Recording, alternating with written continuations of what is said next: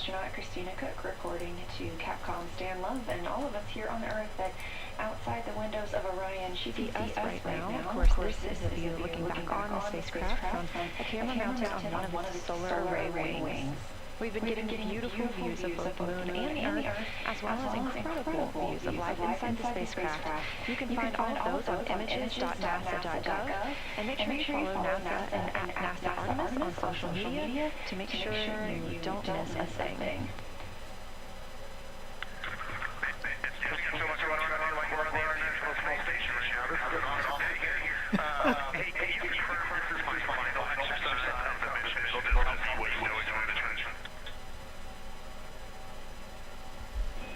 Read that correct.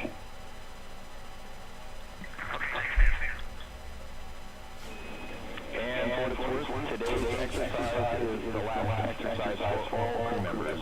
Starting tomorrow, we will not have time. Integrity for optical comm.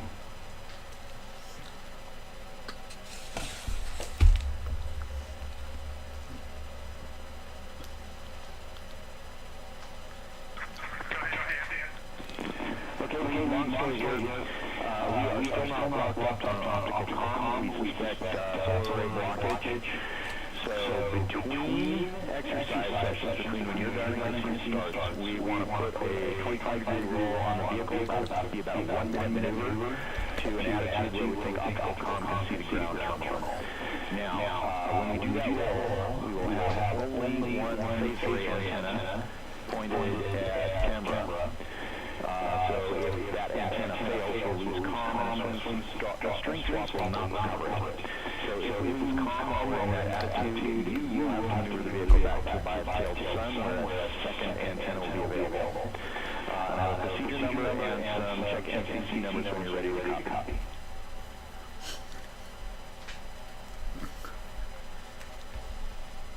I am complete with exercise, so you can start that team working in that direction. Go ahead, Stan.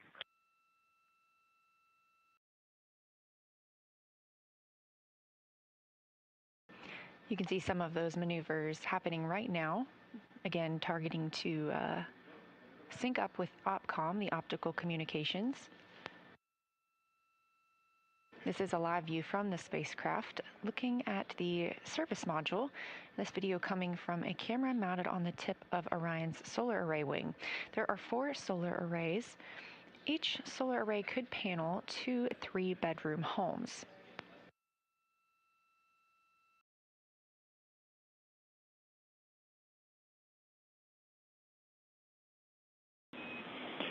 Integrity maneuver and damping complete. We are go for crew exercise.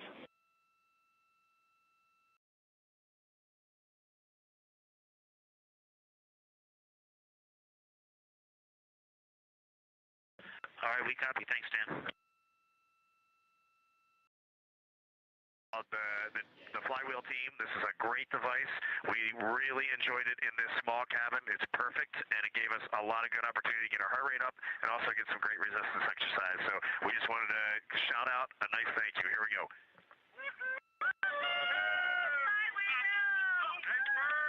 Thank you, guys.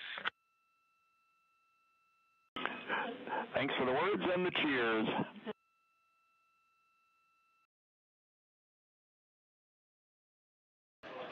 That was Commander Reed Wiseman calling down that they have finished exercise for the mission, and that's worth celebrating.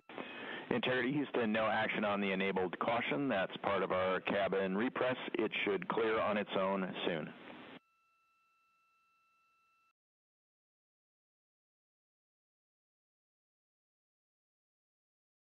Happy, thanks, Dan.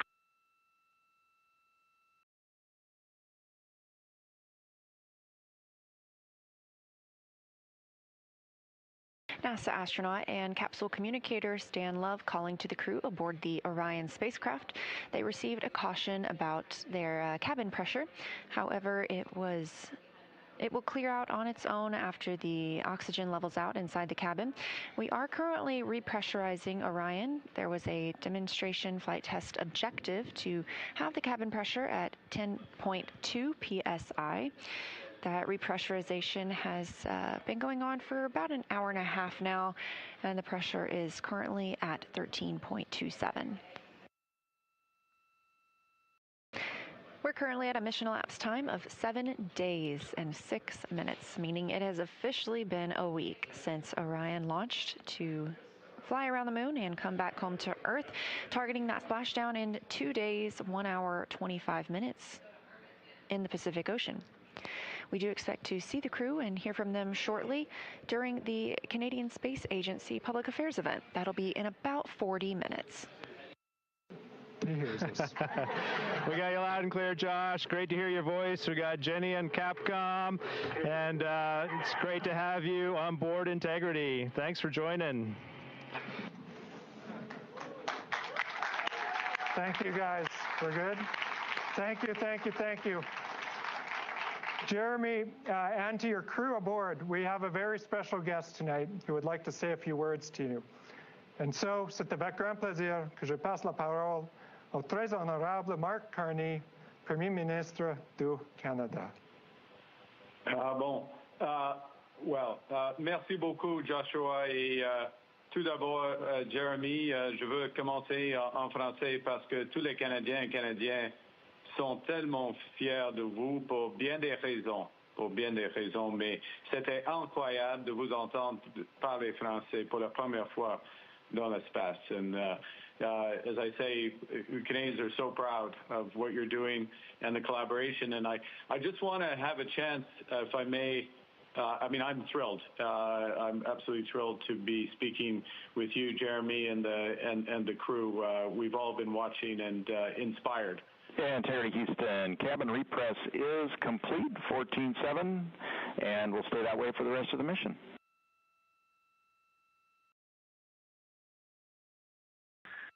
Stan, we definitely appreciate that, and you should probably just carry a note forward for future Artemis missions. If you do a large repress like that, there are certain things such as CCUs that collapse pretty significantly during that, no damage, but there are some things that we probably would want to vent along the way as we come back in pressure. Received loud and clear, Reed. We'll take that note.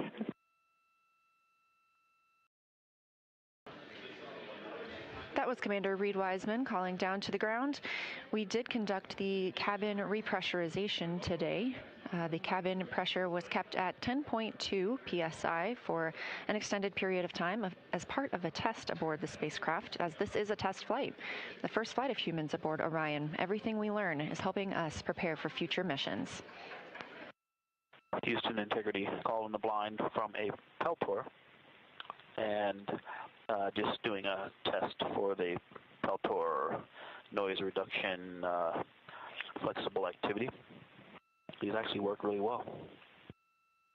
We have 3 crew members on Peltors, 1 in the toilet, and we're using the Bluetooth feature to talk between them, and they sound really good. Noise canceling makes them very quiet, and then talking to each other with push to talk on the headsets.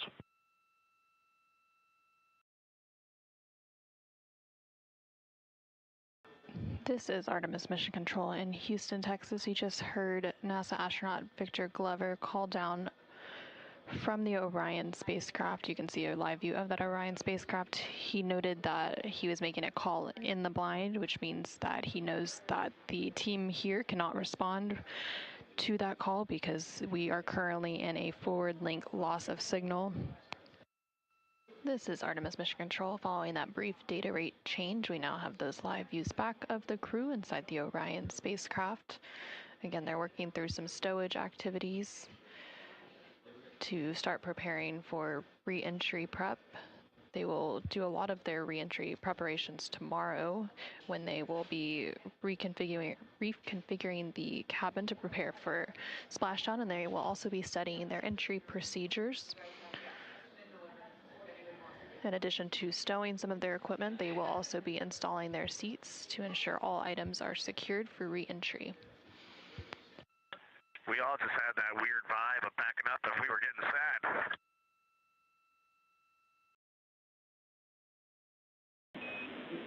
Oh, we feel it too, but we'll be happy to have you back.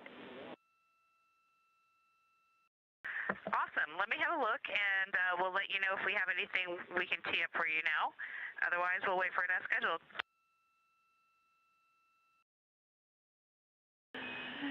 That sounds great, and Victor's spinning is making us giggle. It's really spectacular.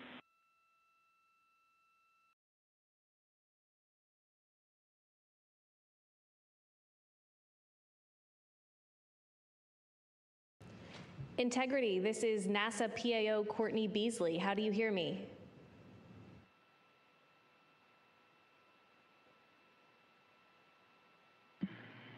Hey, Courtney, we hear you, but you are very low. Okay, I will try to talk a little bit louder. Reed, Victor, Christina, and Jeremy, it's great to see you today. We have a room filled with media eager to talk to you. Courtney, we have you loud and clear.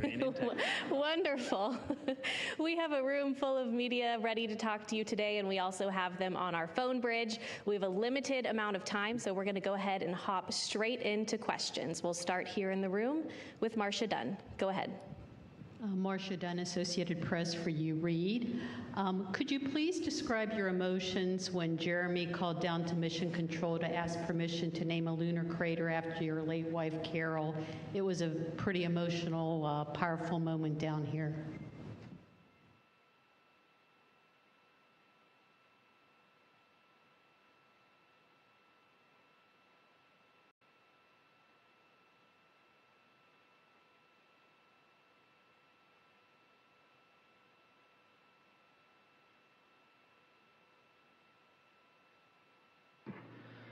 Marcia, it was a powerful moment up here as well.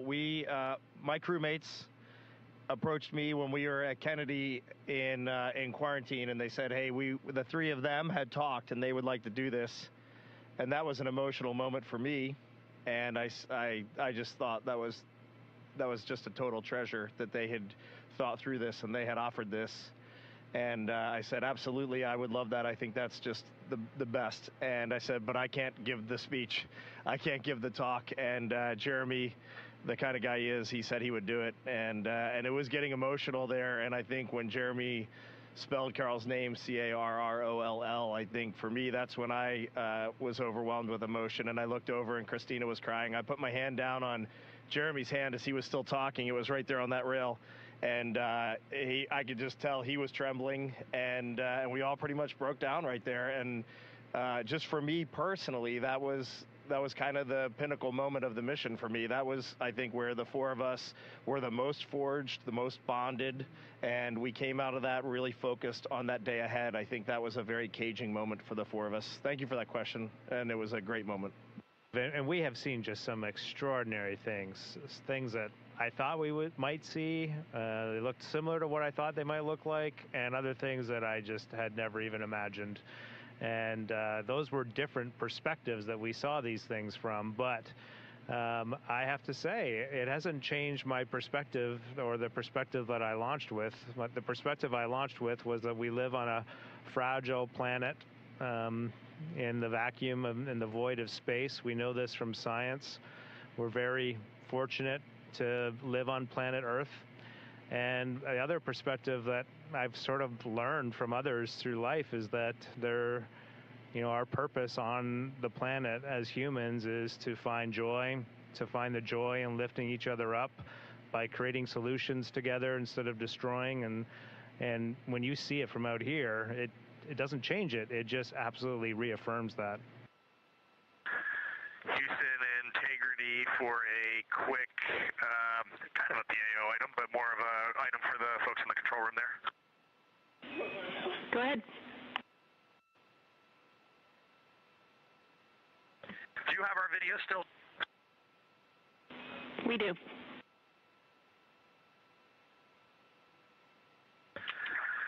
I'm not sure if it made it in the handover, but this morning we were asked to go unpack a very special item, and we just wanted to we wanted to share it in that PO event. We just didn't get an opportunity to do so. So we're going to share with you all because we need to share this. Like this has to be shared, right? So in Victor's hands here is the Apollo 18 flag that the agency asked to have put on board Artemis 2 so that it could take its rightful trip around the moon. And the four of us are just honored to have this here. We're honored that it is in our presence, and we are honored to carry the torch from Apollo through Skylab, through the space shuttle, through our beloved International Space Station, and now back further than humans have ever gone, around the far side of the moon, and safely home back to Houston. So we just wanted to share this with you because it needed to be shared. Thanks. Carrying the torch indeed. Thank you for sharing it with us and the world, and we'll look forward to welcoming you and that flag back to Houston shortly.